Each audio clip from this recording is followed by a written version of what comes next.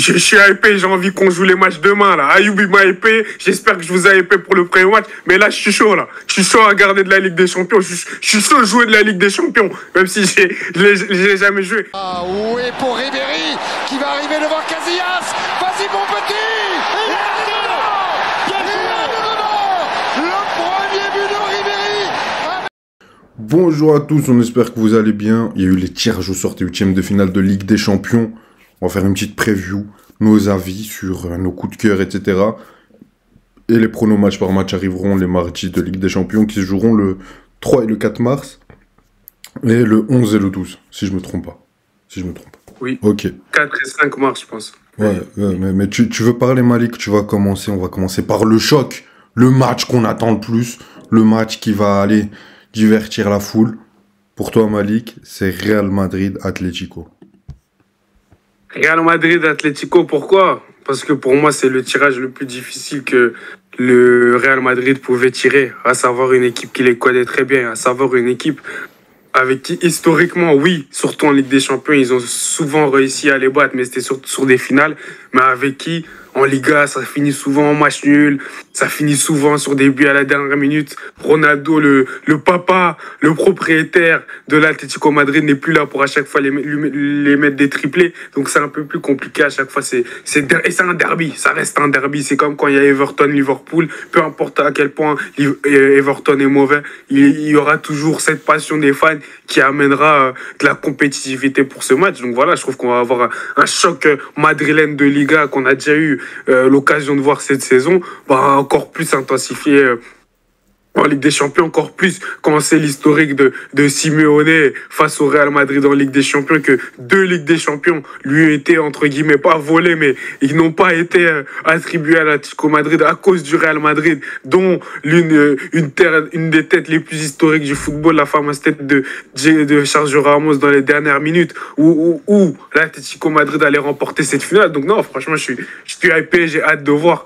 Ayoub sait que moi je suis un grand fan de Diego Simeone. Ayoub est le plus grand critique de Diego Simeone. C'est pour ça que moi, Ayoub, c'est faux. on s'envoie souvent. Non, tu le veux dehors depuis un bon moment. Tu vas pas commencer. Donc voilà, il sait que c'est un match qui me touche particulièrement parce que j'aime beaucoup Diego Simeone. À chaque fois qu'il y a des rencontres en Ligue des Champions, j'ai hâte de voir ce qu'il va mettre en place. J'ai hâte de voir ce qu'il va proposer. J'ai hâte de voir quelle aide il va donner à ses joueurs. Donc franchement, j'ai hâte parce que cette mentalité d'underdog, il sait qu'il adore ça. Et Diego Simeone est là face au rival madrilène, ce sera encore plus intensifié que jamais. Donc c'est pour ça que pour moi c'est le choc. Oui, il y a d'autres matchs très intéressants, mais j'attends ce match. J'attends ce match.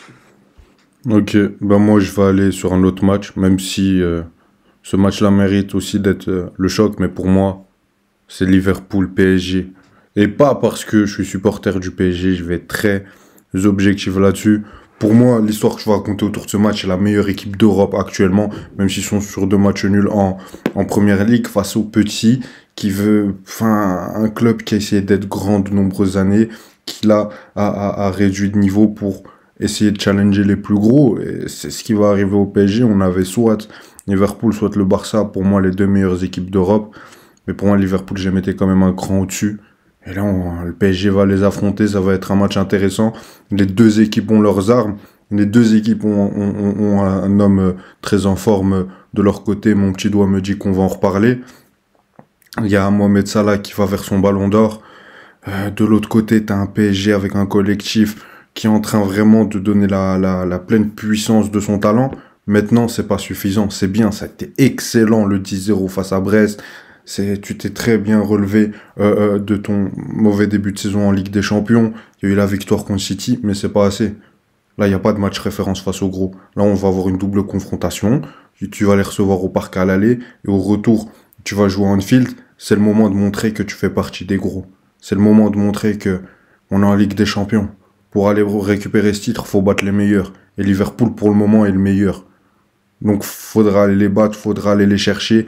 Ça va être dangereux. C'est l'équipe la plus dangereuse. Contre Aston Villa, ils perdent la première mi-temps. Ils sont catastrophiques, que ce soit dans la création, devant, en transition. Aston Villa a perdu un ballon, ça a fait but. C'est une équipe dangereuse avec de grands joueurs. Et pour Liverpool, ils doivent confirmer leur statut de meilleure équipe d'Europe. Ils doivent continuer sur cette lancée-là pour aller chercher cette Ligue des Champions, ou en tout cas aller le plus loin possible. Et là, le PSG, je suis sûr que pour l'équipe qui a fini première, ils sont déçus d'être tombés face à cette équipe-là. Mais comme je l'ai dit, c'est la Ligue des Champions. Pour être le meilleur, tu dois battre les meilleurs. Mohamed Salah doit confirmer son statut de futur Ballon d'Or et Liverpool son statut de meilleure équipe. Maintenant, on va passer au duel. On va rester sur ce match-là. Malik, toi, tu veux nous parler de l'homme en forme côté Paris Saint-Germain et du meilleur joueur du monde depuis ce début de saison, Salah versus Dembélé. Vas-y, Malik. Avant que je commence à fond sur cet aspect-là, j'ai pas envie de nous jeter des fleurs, Ayoub. Et je sais pas si ceux qui regardent la vidéo jusque-là sont d'accord avec moi, mais je vous avoue que je suis hypé, j'ai envie qu'on joue les matchs demain, là. Ayoub, il m'a hypé. J'espère que je vous ai hypé pour le premier match. Mais là, je suis chaud, là. Je suis chaud à regarder de la Ligue des Champions. Je suis chaud à jouer de la Ligue des Champions. Même si j'ai jamais joué. Moi, j'en abuse. On va parler d'individualisme. Parce que c'est les joueurs actuellement qui sont dans des discussions pour possiblement remporter un ballon d'or en octobre 2020. Ouais, en octobre 2025. Et voilà, ils s'affrontent aujourd'hui. Un des deux potentiels candidats au Ballon d'Or peut sortir aujourd'hui. Et celui qui sortira, peut-être moins Salah s'il sort que Dembélé, mais s'il sort, ça baissera peut-être ses chances de remporter le Ballon d'Or en octobre, justement. Bien sûr, on joue pas pour les Ballons d'Or, on joue pour gagner les trophées collectifs, mais c'est dans la coin de la tête de ces joueurs. Et ces deux joueurs le savent. Bien sûr, le favori, c'est Salah, son équipe est favorite, les underdogs, c'est... Pardon, je suis tellement excité que j'en tousse, mais... Les pas favoris, si ça se dit pas, c'est le Paris Saint-Germain. Les moins attendus, c'est le Paris Saint-Germain, c'est Ousmane Dembélé. Personne s'attendait à ce qu'il fasse cette saison. Mais est-ce que tous les triplés, tous les doublés qu'il met depuis le début de cette année 2025, est-ce qu'il va le faire contre le Liverpool? C'est une question que beaucoup se posent. C'est une question que tout le monde se pose. Est-ce que ça va réellement continuer? Est-ce que Paris, qui est sur une lancée incroyable, ça va continuer comme contre Liverpool aussi, comme vient d'en parler Ayoub? Et si Paris bat le Liverpool, ça passera encore par un grand Ousmane Dembélé. Et est-ce qu'il le fera? Est-ce qu'il sera meilleur que Mohamed Salah? Parce que moi, je suis assuré, je suis prêt à mettre ma maison que Salah va performer sur cet aller-retour face au Paris Saint-Germain. J'ai l'assurance par rapport à ça. On va me dire, ouais, t'as vu, Salah, c'est pas non plus comme si c'est Cristiano Ronaldo en Ligue des Champions. C'est ce que j'allais dire. C'est vrai, peut-être pas. Peut-être pas, c'est vrai, mais ça reste un très grand joueur qui est dans une forme exceptionnelle, qui joue l'un des meilleurs footballs de sa vie. Et j'ai quand même confiance en lui par rapport à ses deux prochains matchs, par rapport à ses deux prochaines oppositions et par rapport aussi à contre qui il va jouer. Et je sais qu'Ayoub a peur de ce côté-là. On ne va pas rentrer dans l'analyse de la prévue en tant que telle. Ce sera pour la semaine prochaine. Vous inquiétez pas, donc vous serez encore chauffé la semaine prochaine. Mais face à Nuno Mendes, j'aime l'échange de Mohamed Salah. Donc j'ai hâte de voir. J'ai hâte de voir le match-up. J'ai hâte de voir lequel des deux aura les meilleures rencontres. Et clairement, pour moi, il augmentera ses chances pour être candidat au Ballon d'Or en octobre. Ok. Le vainqueur. Ok, intéressant. Ben, je vais pas répondre à ça maintenant. On va laisser ça pour la semaine prochaine. Moi, mon duel, désolé pour la qualité de l'image, mais c'est Compagnie versus Xabi Alonso. Les deux, c'est la confrontation. On a parlé du Real Madrid versus Atlético, mais là, on l'a du côté de Bayer Leverkusen. Le Bayer Leverkusen qui était venu prendre un titre au Bayern après 11 ans de domination totale sur la Bundesliga avec un Xabi Alonso en tête de figure de ce projet-là. Et là, les deux vont s'affronter en 8e de finale de Ligue des Champions. Mais que demander de plus? En plus, on a un entraîneur aujourd'hui, Xabi Alonso, c'est deux jeunes entraîneurs, deux anciens grands joueurs, mais ils sont à un stade de leur carrière assez différent. T'as un Compagnie qui est très critiqué, un Xabi Alonso qui est assez mis en avant, même si, t'as un Vincent Compagnie qui est quand même à 8 points. Ça fait très très longtemps qu'une équipe de Bundesliga n'avait pas un écart de points aussi important à ce moment-là de la saison. Donc il faut respecter le travail. On y reviendra au cours des débriefs de ces deux matchs-là. Et du côté de Xabi Alonso, c'est le moment de faire ce qu'il faut. En Bundesliga, t'as raté l'occasion, là, il y a une semaine, de revenir à 5 points, d'essayer de relancer la course au titre. Maintenant, tu dois faire mal à cette équipe comme tu l'as fait mal la saison dernière et faire plaisir à tes supporters et aller essayer d'aller le plus loin possible en Ligue des Champions pour que on ne parle pas que de, Leverkusen 2023-2024, mais on parlera vraiment de ton passage sur 2 ans et demi où tu as été incroyable. Donc moi, ce duel, je l'attends. C'est deux coachs assez modernes. Moi, je mets plus ma pièce sur Xabi Alonso. Je dis pas que le Leverkusen va gagner, ça on y reviendra plus tard. Mais je pense qu'il gagnera la bataille tactique. Malik, ah ouais, j'ai oublié que c'est moi qui te faire les transitions. En parlant de ce match, on va faire les surprises.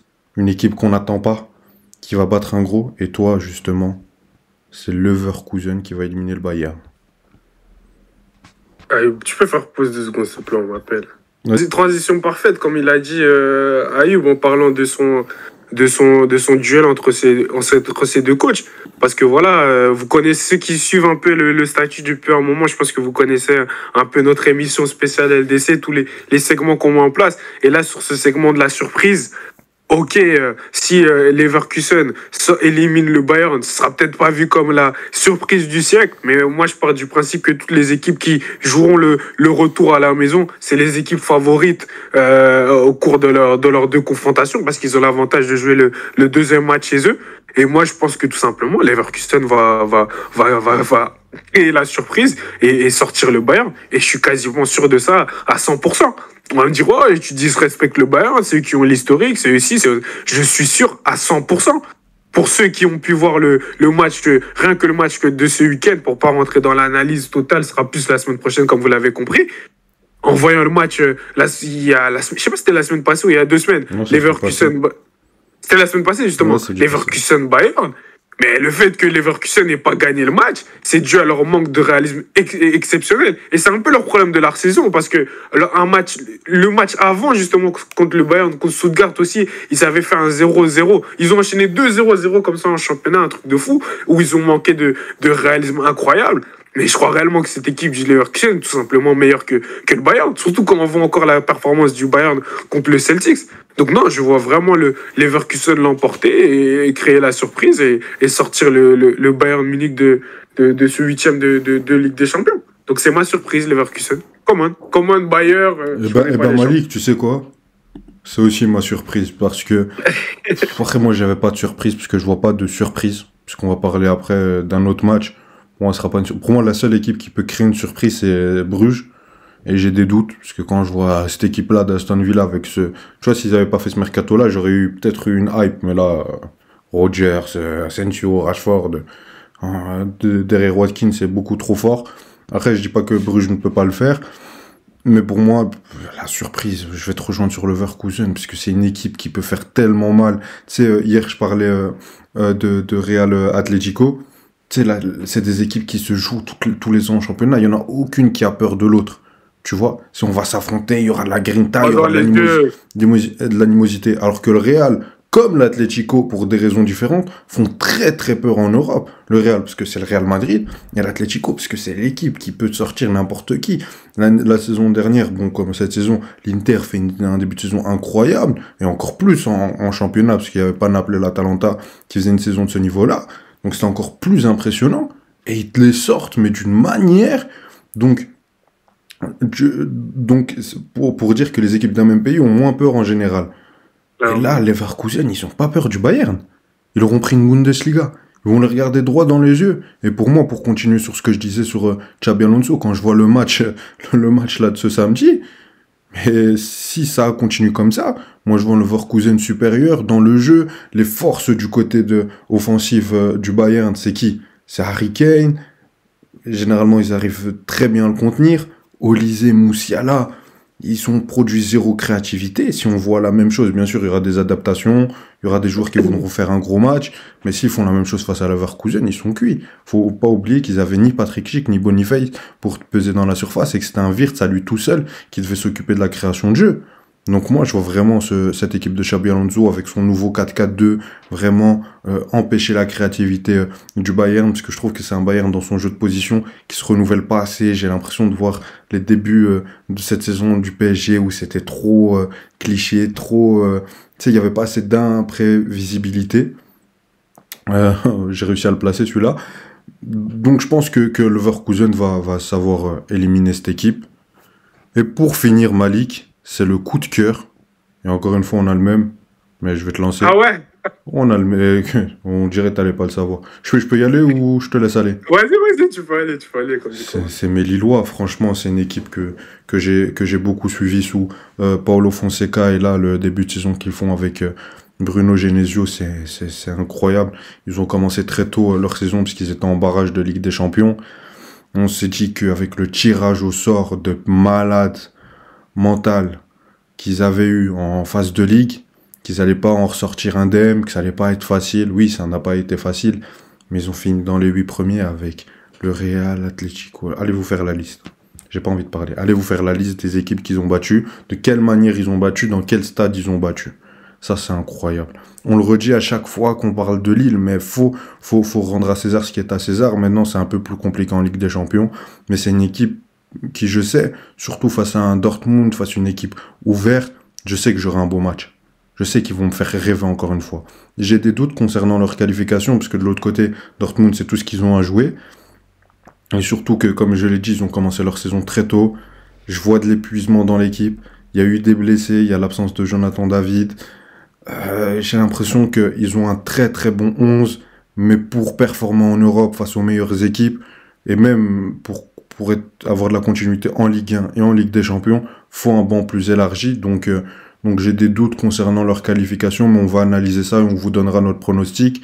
Mais en tout cas, c'est un plaisir de voir Lille affronter Dortmund, et je suis content qu'ils n'ont pas eu un tirage trop compliqué, parce que ce sera un match ouvert, et ils ont toutes leurs chances. Vas-y Malik. Non, moi je vais juste rajouter sur ça. Je suis d'accord avec tout ce que Ayoub a dit. C'est tout simplement exceptionnel ce que fait le LOSC. Je parlais encore il y a 2 jours, Ayoub, où j'avais un débat avec des gens qui me disaient voilà, les clubs de Ligue 1, à part Paris, qu'est-ce qu'ils font, nanani, c'est décevant, nanani. Je fais mais les gars, arrêtez de comparer les clubs de Ligue 1 comme s'ils devraient compétir avec des clubs qui ont déjà bien plus de ressources qu'eux. Et c'est quoi vos attentes quand le LOSC peut tomber, par exemple, là, ils sont tombés contre Dortmund, ok.